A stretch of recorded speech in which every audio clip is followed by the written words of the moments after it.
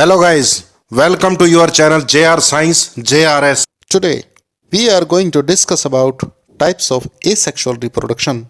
Guys, as we discussed in our previous discussions that asexual reproduction is a type of reproduction where gametes are not formed, number of chromosomes remain same, offsprings are clone of the parent.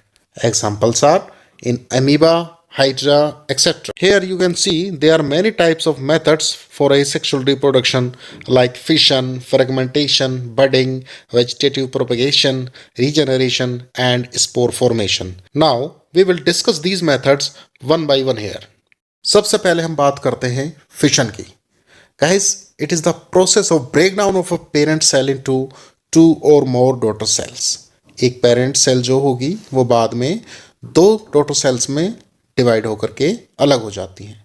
Examples are amoeba, leishmania, bacteria, euglena and etcetera. And this method is commonly seen in unicellular organisms. Further fission can also be of two types. First one is binary fission and other one is multiple fission. In binary fission, the parent cell divides into two daughter cells. Example is amoeba. And in amoeba, the division of nucleus can happen in any plane. यहाँ पर आप देख पा रहे होंगे जो nucleus का division हो रहा है along this plane हो रहा है. यहाँ पे डिवीजन होकर के ये अलग सेल इधर डेवलप हो रही है, ये सेल इधर डेवलप हो रही है और डेवलप होते होते फाइनली दोनों सेल एक दूसरे से अलग हो जाती हैं जिनको हम कहते हैं डॉटर सेल्स. तो ये जो डिवीजन हुआ है along this plane हुआ है, तो इसमें division along this plane can also be happen. अगर इस प्लेन के हिसाब से होता तो डॉटर सेल्स हमें जो मिलती लाइक दिस, एक सेल हमें ऐसे मिलती एंड एक सेल ऐसे मिलती. So you got my point. Division of nucleus can happen in any plane. Remember this. Like this also, like this also, in any type of plane division can happen. Now, let's take another example of binary fission that is in Leishmania. In Leishmania, division of nucleus happens along a fixed plane in respect of their flagella. Guys, इसका मतलब हुआ कि Leishmania में जब भी nucleus का division होगा वो एक फिक्स्ड प्लेन पर होगा. तो यहाँ पर आप देख सकते हैं जो डिवीजन हो रहा है along this plane है. डिवीजन इस तरीके से हो रहा है तो दो डॉटर सेल्स हमें along this plane इस तरीके से मिलती हैं. You can C here. Division जब भी होगा इसी प्लेन के हिसाब से होगा, कभी भी ऐसे नहीं हो सकता, ऐसे नहीं हो सकता, ना ही ऐसे हो सकता जैसे हम अमीबा में देख रहे थे. देखिए यहाँ पर अमीबा में जो डिवीजन हुआ था that was along this plane. तो एक सेल इस तरफ और एक सेल इस तरफ ये आपको मिल रही थी डॉटर सेल यहाँ पर. You can C here. लेकिन इसमें डिवीजन इस प्लेन के हिसाब से भी हो सकता था. तो एक डॉटर सेल आपको यहाँ मिलती या एक डॉटर सेल यहाँ मिलती. अभी हमने डिस्कस किया ना पहले. तो अमीबा में डिवीजन किसी भी डायरेक्शन में हो सकता है, उससे उसको कोई फर्क नहीं पड़ता है. बट लेशमेनिया में जब भी डिवीजन ऑफ न्यूक्लियस होगा वो अलोंग दिस प्लेन होगा. ये देखिए न्यूक्लियस अलोंग दिस प्लेन इस तरीके से ये डिवाइड होकर के दो न्यूक्लियस में बट गया है यहाँ पर. सो इस तरीके से हमें जो दो डॉटर सेल्स मिलेंगी वो इस तरह से मिलेंगी.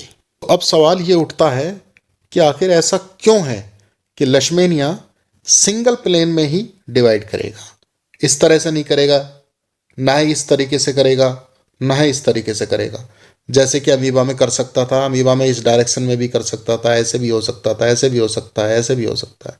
अमीबा में इसको कोई फर्क नहीं पड़ता था. बट लेशमेनिया में एक ही प्लेन है that is along this direction. So what's the reason behind this. देखिए लेशमेनिया में आपको एक थ्रेड लाइक स्ट्रक्चर नजर आ रहा होगा, इसको फ्लैजिलम कहा जाता है. अगर डिवीजन इस प्लेन के अलोंग होगा तो ये जो फ्लैजिलम होगा इसकी कॉपी बन नहीं पाएगी रिप्रोडक्शन में, क्योंकि एक ही प्लेन में वो रह जाएगा. But along this plane copy of this flagellum will takes place. So that's why यहाँ पर जो डिवीजन होगा वो एक ही प्लेन के हिसाब से पॉसिबल हो पाएगा. बिकॉज अगर दूसरे प्लेन के हिसाब से डिवीजन होगा तो उसमें फ्लैजिलम की कॉपी बन नहीं पाएगी. चाहे वो इस हिसाब से डिवीजन हो या इस हिसाब से हो, किसी भी हिसाब से हो, उसमें फ्लैजिलम की कॉपी नहीं बन पाएगी और वो रिप्रोडक्शन पॉसिबल नहीं हो सकती. सो गाइस, इसीलिए इसमें केवल और केवल एक ही डायरेक्शन पॉसिबल होता है, that is along this direction, क्योंकि इसी डायरेक्शन में इस फ्लैजिलम की कॉपी बन रही है. So I think you got the answer that why the division of nucleus in Leishmania takes place in single plane only. So that's the reason. But there is a similarity also between the reproduction of amoeba and reproduction of Leishmania. That is, at the end, both the parent cell divides into two daughter cells. See, you can hear. Here are two daughter cells, and in Leishmania also there are two daughter cells, one and second one. These are parent cells. These both are called as parent cells. Alright. So now let's discuss about multiple fission.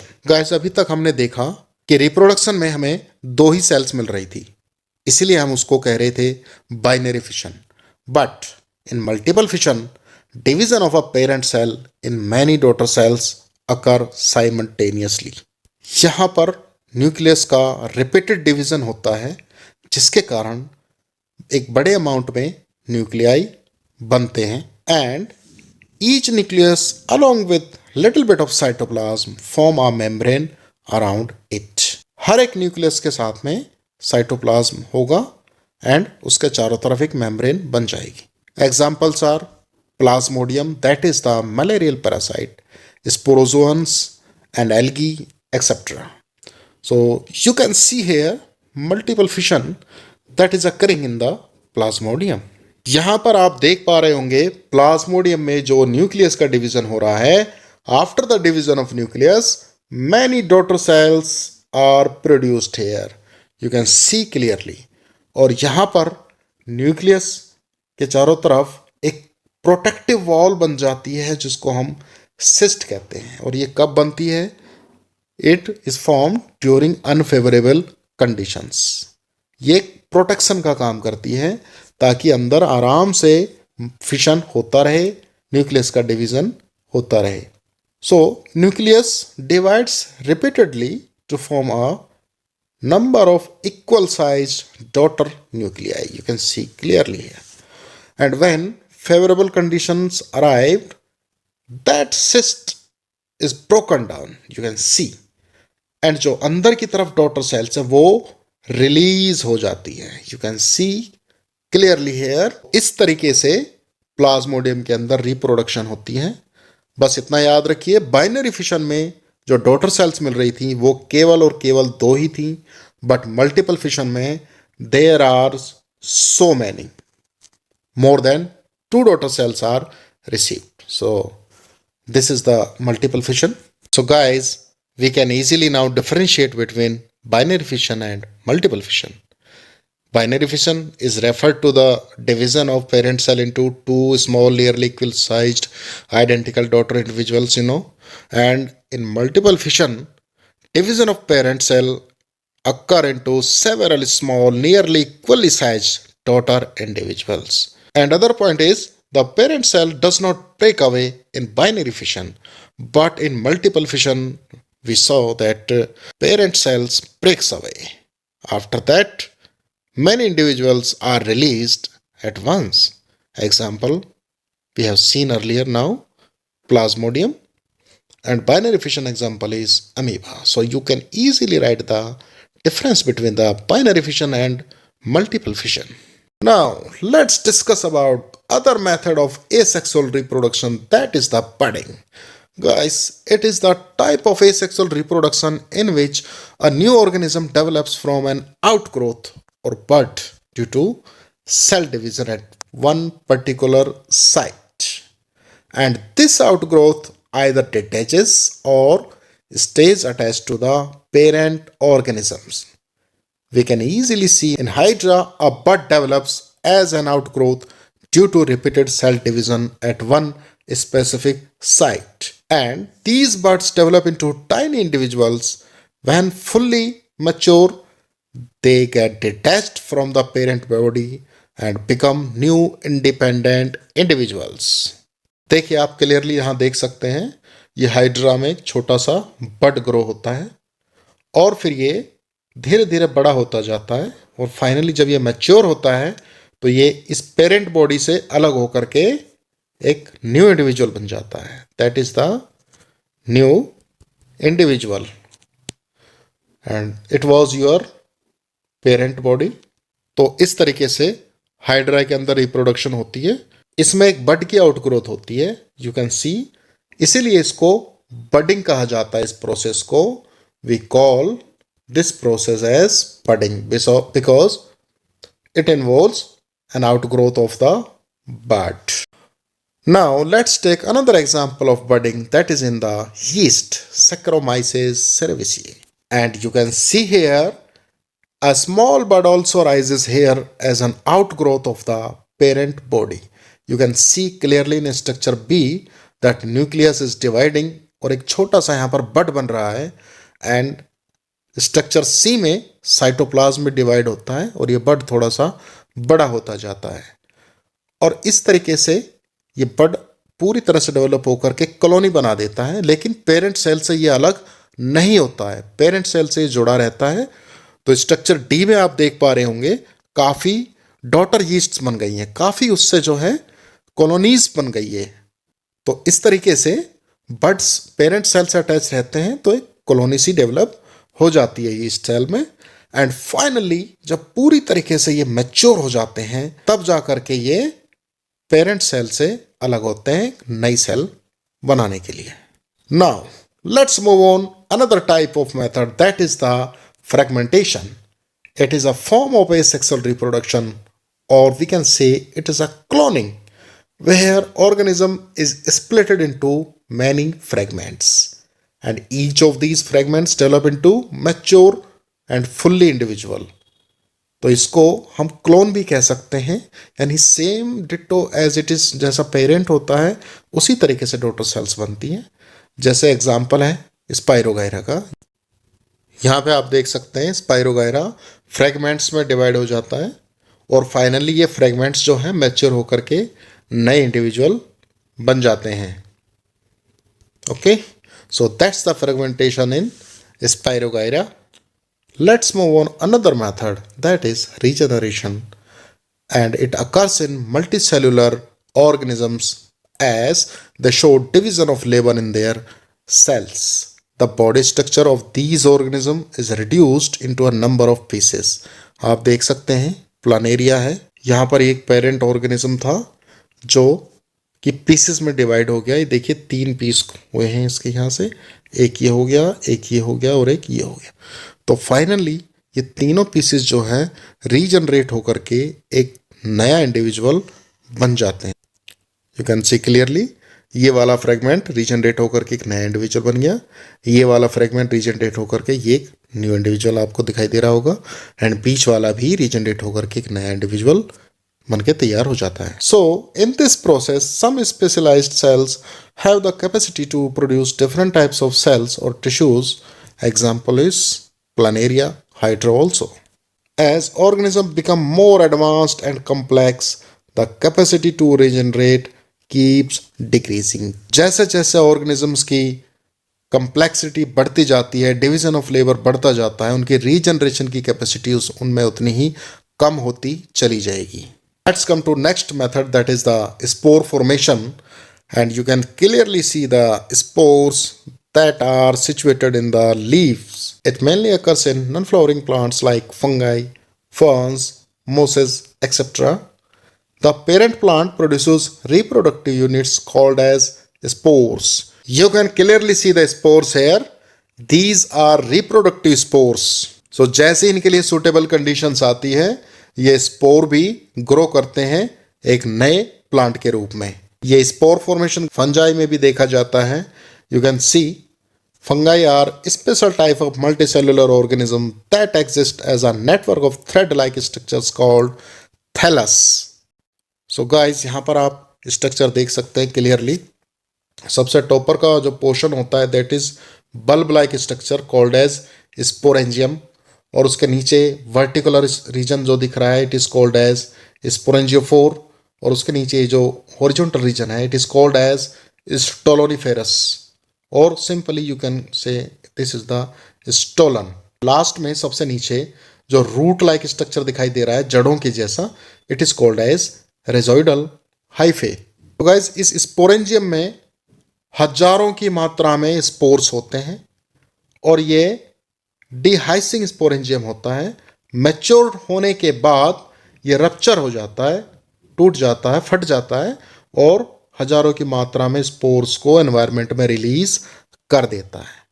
और जब ये spores किसी भी moist surface पर, नमी वाली surface पर जाते हैं तो ये ग्रो कर जाते हैं एक पूरे फंगाई में, and this is called as the germinating spore. देख रहे हैं जर्मिनेट होके पूरा फंजाई यहाँ पर बन गया है। एग्जाम्पल आप देख सकते हैं, that is the bread mould Rhizopus. Now let's move on next method, that is vegetative propagation.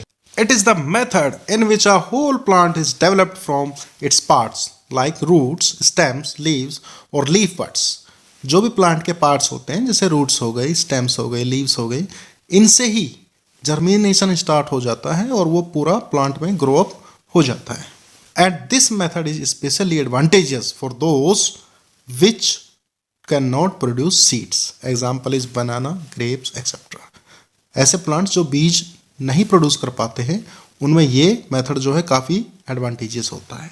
Another advantage is that it is a quicker method, but along with this advantage there is a little bit disadvantage also, which is the transfer of disease from parent plant to the progeny plant. अगर किसी plant को कोई disease होता है तो इस vegetative propagation से वो डिजीज भी नए वाले प्लांट में ट्रांसफर हो जाता है. तो ये इसका थोड़ा सा नुकसान है. Now look at the examples. Vegetative propagation by roots, जड़ों से, like ginger. जिंजर की जड़ हम देख रहे हैं, जो अदरक हम यूज़ करते हैं घर में, वो जर्मिनेट हो जाता है. अगर आप उसको मिट्टी में डाल देंगे तो पूरा प्लांट उससे निकल आता है. इसी तरीके से आपने देखा होगा शकरकंदी को, स्वीट पोटैटो आपने देखी होगी, उसको अगर आप मिट्टी में डाल देंगे तो वही जर्मिनेट होकर के पूरे प्लांट में डेवलप हो जाती है, बेल निकल आती है और नया शकरकंदी का प्लांट जो है डेवलप हो जाता है. Now look the examples which is vegetative propagation by stems like potato. आलू आपने घरों में देखा होगा, अक्सर आलू जर्मिनेट हो जाता है घरों में, तो ये बड से निकल आते हैं. आपको लाइट ग्रीन दिखाई दे रहे होंगे छोटे छोटे बड्स. इसको आप एज इट इज़ मिट्टी में डाल देंगे तो ये ग्रो कर जाएगा और एक पूरा नया प्लांट प्रोड्यूस हो जाता है. इसी तरीके से घरों में आपने लहसुन देखा होगा, गार्लिक, उसके ऊपर से ग्रीन कलर की लीव्स निकल आती हैं. इसी को आप ग्रो कर सकते हैं मिट्टी में डाल करके, तो पूरा प्लांट बन जाता है इसका. इसी तरीके से प्याज आपने देखी होगी घरों में, अनियन, वो जर्मिनेट हो जाती है रखी रखी काफ़ी दिन तक, तो ऊपर से उसकी हरे रंग की जो है लीव्स आ जाती हैं. इसी को मिट्टी में डाल देंगे तो एक पूरा प्लांट इसका ग्रो अप हो जाता है. Now let's see the example of vegetative propagation by leaves which is the bryophyllum. आप यहाँ पर देख पा रहे होंगे पत्ती के ऊपर से छोटे छोटे प्लांट्स से जर्मिनेट हो रहे हैं और यही नीचे ज़मीन में टच होकर के पूरा प्लांट ग्रो अप हो जाती हैं. So that is the vegetative propagation by leaves. Example is bryophyllum. Vegetative propagation in banana, we can see here. जो बनाना का पेड़ होता है, बनाना का प्लांट होता है, उसके नीचे से छोटे छोटे प्लांट्स जर्मिनेट हो जाते हैं और यही जर्मिनेट होकर के पूरा प्लांट बन जाता है. So that's the example of vegetative propagation in banana. Now let's see the new technique, that is the tissue culture or micro propagation. In tissue culture, new plants are grown by removing tissue or separating cells from the growing tip of a plant. यहाँ पर हम example देख सकते हैं, एक ये carat है हमारे पास, तो इन प्लांट्स की जो है ना टिप्स को लिया जाता है. टिप्स को हम जो है एक्सट्रैक्ट कर लेते हैं, काट लेते हैं, and this is called as the explant. इसको हम बोलते हैं एक्सप्लांट. फिर इस एक्सप्लांट को हम ट्रांसफ़र कर देते हैं आर्टिफिशियल मीडियम पे. इसमें क्या होता है, न्यूट्रिएंट्स होते हैं जो कि ग्रोथ के लिए रिस्पॉन्सिबल होते हैं. तो यहाँ पर न्यूट्रिएंट मीडिया होता है इसमें, तो वो ग्रो कर जाता है एक्सप्लांट. तो थोड़ा सा जो ग्रो करता है उसको हम बोलते हैं कैलस. तो ये कैलस ग्रो अप होकर के एक एम्ब्रियो टाइप की शेप में आ जाता है. फाइनली इस एम्ब्रियो को हम एक ऐसे मीडियम में डाल देते हैं जिसमें ग्रोथ हार्मोन्स होते हैं और उसमें ये एम्ब्रियो डेवलप होकर के छोटा सा प्लांट बन जाता है जिसको हम कहते हैं प्लांटलेट. सो प्लांटलेट ग्रो होने के बाद हम इसको जो है सोइल में लगा सकते हैं, जहां पर वो ग्रो होकर के पूरा मैच्योर प्लांट बन जाता है. So that's the method of tissue culture और माइक्रो प्रोपगेशन. इसका एक एडवांटेज है गाइस, अच्छा न्यूट्रिएंट मीडिया प्रोवाइड करवा के हम डिजीज फ्री प्लांट्स को प्रोड्यूस कर सकते हैं. और ये प्रोसेस ज़्यादातर ऑर्नामेंटल प्लांट्स को ग्रो करने के लिए यूज़ की जाती है. घरों में जो सुंदरता के लिए पेड़ पौधे लगाए जाते हैं तो ये अक्सर वहाँ पे यूज़ की जाती है. So that's the technique of tissue culture. So guys, that's it from today's presentation. In our next video, we will discuss about the sexual reproduction. अगर आपको वीडियो अच्छा लगा हो तो वीडियो को लाइक ज़रूर कीजिएगा और चैनल को सब्सक्राइब कीजिएगा. So guys, मिलते हैं नेक्स्ट क्लास में. Till then, take care. Bye bye.